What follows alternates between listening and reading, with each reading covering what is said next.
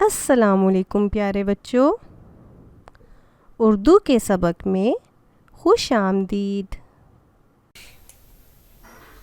پیارے بچوں، آج ہم اردو کے حرف میم کے بارے میں پڑھیں گے۔ اس سے پہلے سبق میں ہم نے لام اور اس کے دوستوں کے بارے میں پڑھا۔ کیا آپ کو لام کا سبق یاد ہے؟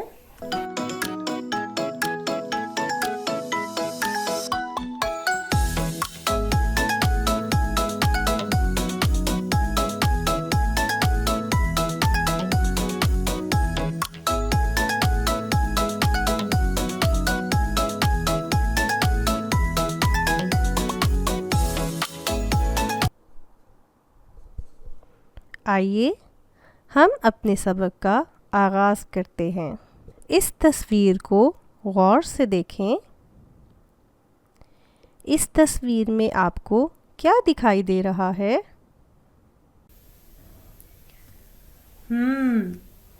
اس تصویر میں ایک بچی ہے جس کا نام مریم ہے۔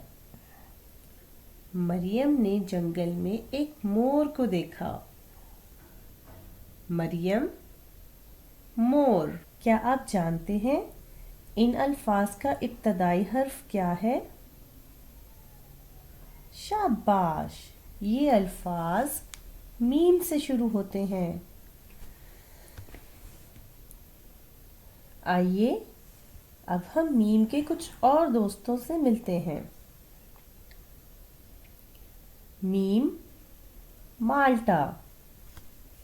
مالٹا ایک ایسا پھل ہے جو سردیوں میں آتا ہے اور اس کا ذائقہ کھٹا ہوتا ہے۔ میم، مرغی۔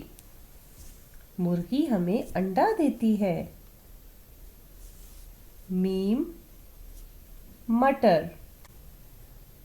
مٹر ایک سبزی ہے جو کھانے میں استعمال ہوتی ہے۔ مالٹا، مرغی،